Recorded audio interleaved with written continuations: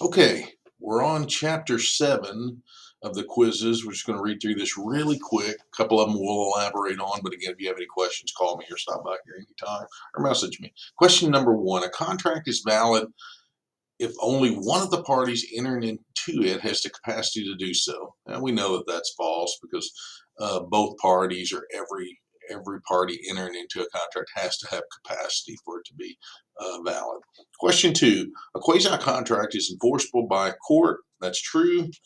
We know that because that's basically what a quasi contract is.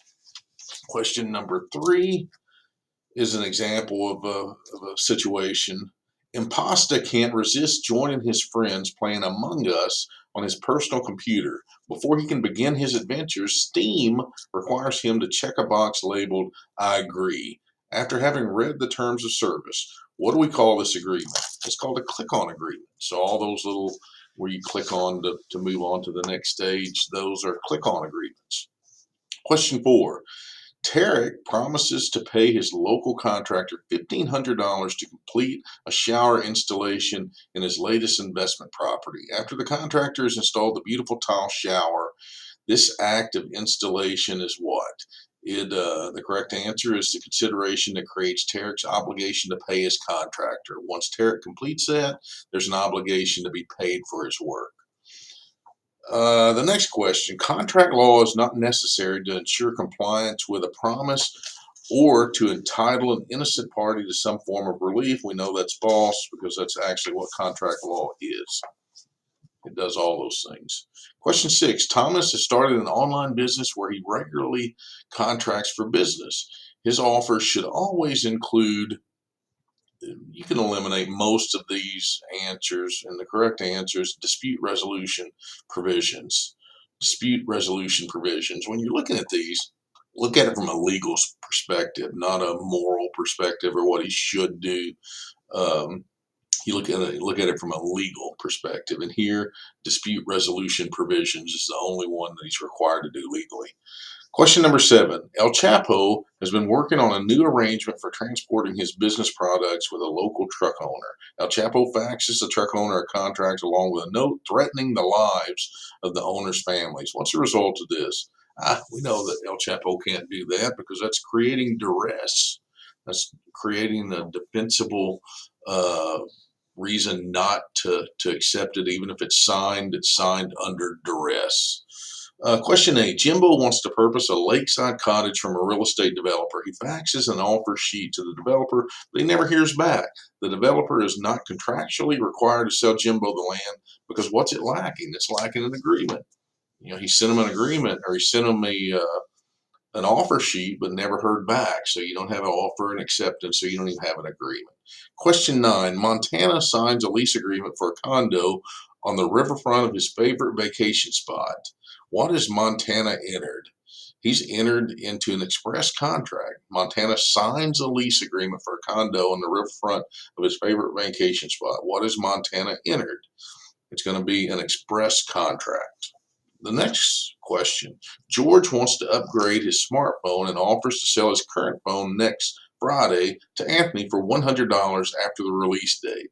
Anthony accepts the offer. What type of contract is this? You've got offer and you've got acceptance. You've got two parties. So you've got a bilateral contract.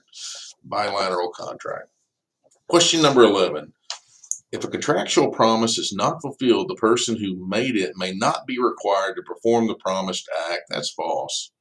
You've got a contractual promise, so they have to fulfill it. So they're going to be required to fulfill it under the law. The next question. Bill Belichick has a nephew, Tom, that is bounced around from job to job. Bill lets Tom know at a family barbecue that if Tom can keep a job in Tampa for a year, and if he feels like Tom has earned it, he will PayPal Tom $4,000. What is another term for this type of agreement? That's going to be an illusory agreement because it's really ambiguous, isn't it? So you talk about there's a lot of terms in there that you really don't know. I think a couple of people answered a pre-existing duty, but that's not created here. So the terms are too ambiguous to really hold that down. Question 13. This landmark legal case enunciated principles still applicable today, including online contracts, that for a contract to be valid and binding, consideration must be given, and that consideration must be something of legally significant value. That's going to be Hamer v. Sidway. Hamer v. Sidway. Next question. Mikey has New Walls Painting Company visit his home and make an estimate on repainting his living room. New Walls Painting Company returns the next morning, and after Mikey lets them in with all their equipment to begin painting as he leaves for work. So they come into the house, they've started painting, and Mikey knows that they started painting. What type of contract is this? It's implied. It's implied. Once Mikey or once someone starts their work and the person knows that they started their work, you can't be unjustly enriched by saying, hey, we never agreed to anything. So the law does not want any party to be unjustly enriched. Question 15. Patrice tells John that she will leave monogram blankets for their organizational event in whatever place or time that suits John. What is this declaration of future action part of a definition of? And that's going to be part of a promise. It's simply a promise. So Patrice tells John that she will leave a monogram blanket. She's promised John that. There's no contract yet. The next question, question 16. John has been trying to download AudioCast to study for his legal environment and business course to his tablet for hours, but is unsuccessful. He shouts in frustration, I should sell this thing for a nickel. Aaron walks by and says, I accept, and hands John a nickel. What is the outcome? So if you look at each element of that, you're thinking, well, there's a valid contract there, but you can't do that. It's not a valid acceptance because no reasonable person would take this pronouncement seriously. So if you scream something out of frustration and someone says, I accept, that's not a valid contract. You don't have a valid offer and acceptance. Question 17. Two-Time Construction Incorporated is hired to build a new dormitory on campus. After 6 months, they demand an additional $100,000 on the contractor. They will stop working. The university cannot complete construction on its own and agrees to pay the extra $100,000. This agreement it's not enforceable because of insufficient consideration due to 2 times pre-existing duty to complete the building. So you can't just increase the price of a contract by $100,000. It's almost duress also because you're forcing someone to do something else. And you've got to take the information given to you in each question. Like in this question, it doesn't tell you anything about material going up or anything about a hurricane where something happens that 2x4s or concrete raises in price so much that there's a just reason for the increase in price. It just says that he increased the price. So you can't do that. Question 18. Zelensky Auto Parts orders brake pads from the president of Callahan Auto Parts each year. Callahan Auto Parts makes sure to include detailed terms of their annual order inside each and every box of auto parts that Zelensky receives. What is the form of agreement known as, or what is this form of agreement known as? It's a shrink wrap agreement. That's the exact definition of a shrink wrap agreement.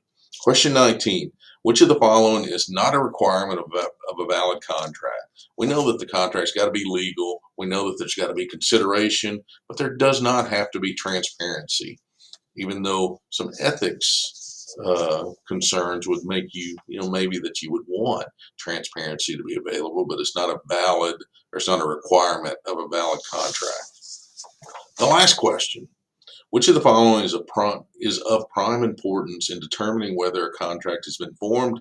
And that one is intent. That one's pretty clearly the correct answer is intent. Okay, we'll move to the next chapter hopefully today. Thank you.